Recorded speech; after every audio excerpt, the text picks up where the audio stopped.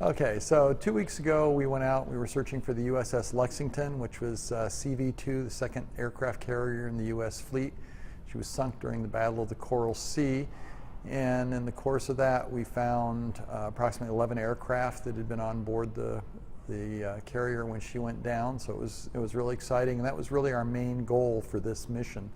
Because it was found so early, we relocated and decided to look for the USS Juneau. Juneau was a cruiser that was sunk in the Battle of Guadalcanal, and its unfortunate claim to fame was all 5 Sullivan brothers were aboard at the time of the sinking. So she was actually the basis for the storyline behind Saving Private Ryan. And so finding the Juneau was just kind of a bonus to this trip, this mission, it sounds like. Yes, finding the Juneau was kind of an added surprise for us. We had intended to look forward to a later date, but because we had time in the schedule due to finding the Lexington early, we decided to use that time to go search for the Juneau. So you guys are on a roll, it sounds like. It's frightening, actually. We're finding too much stuff too fast. Why is Mr. Allen so interested in finding these old ships? Mr. Allen has a very deep interest in both World War II history and also maritime archaeology. And this is a passion of his to discover World War II wrecks, and it's a tribute to the men that served and are currently serving, and kind of a reminder to everyone is what the sacrifices were during World War II. And what is the importance? You kind of just touched on that, the importance of these discoveries. It's a reminder of history, and it's a look into the past that's not readily available. There are very few organizations that have the capacity to be able to work at the depths that we're currently exploring. So it's an opportunity to really find undiscovered history, things that just have been lost for 70 plus years. And how did the crew find it? How does that work? Okay, that's a big question. Okay, so in order to go out and search for a wreck takes a lot of research you preload. So we have Rob Kraft, who's our director of subsea operations, and Paul Mayer, who's a senior ATU or AUV pilot. Strike that, senior ROV pilot, and also our researcher.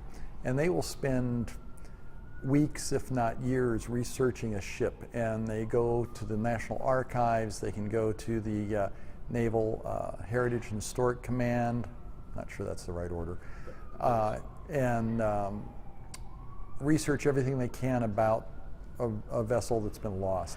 So we look for ship's logs if they're available, we look for navigation tracks from nearby vessels, we look for sightings from other vessels, and reports. In the instance of the Lexington, for instance, there was a major battle going on, there were many ships around, there was a lot of activity that people were recording where they were at the time of the battle, so you could extrapolate where the Lexington would be. And so all of this, they spend a lot of time researching, developing, putting it onto a chart with most probable positions, and operating in basically a concentric rings out from the most probable location. We use an autonomous underwater vehicle, which is really kind of an underwater drone with side scan sonar. And this goes down and it will do essentially a ladder search, or similar to someone mowing a lawn, as it just goes back and forth on a programmed path for up to 18 hours on a given mission. It then is recovered on the surface. The material, the information is loaded off the AUV onto a computer.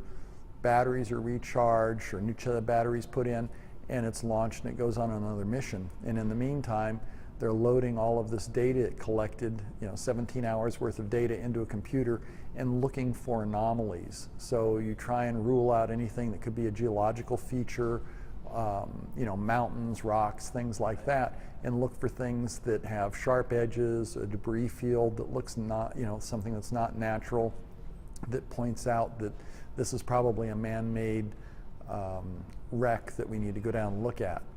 And then from there, they will launch an ROV, a remotely operated vehicle, which has the video feed on it. And this goes down on the end of a very long tether, an umbilical, and sends back the images to ground proof what you found. So you can actually determine that, we found the Juneau. You can see the name on the transom.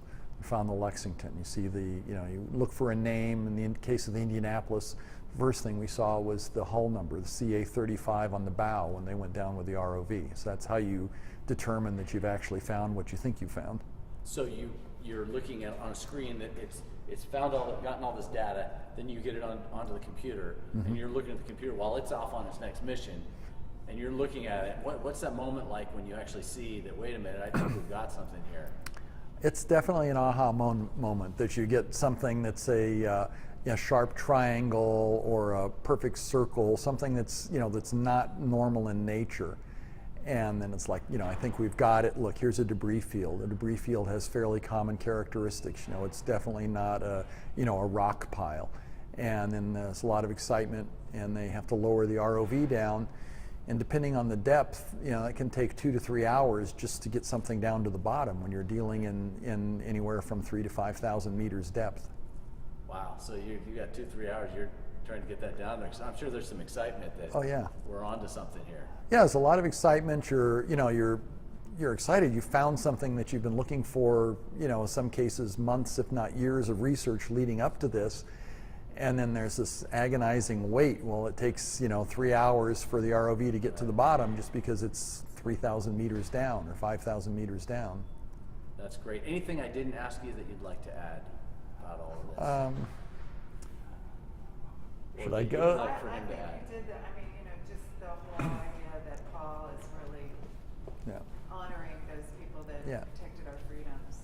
Yeah, I think this is a good point, is that Mr. Allen does this out of a philanthropic spirit, that this is something that he's doing to honor the people who have served our country, commemorate the battles and put closure to these things.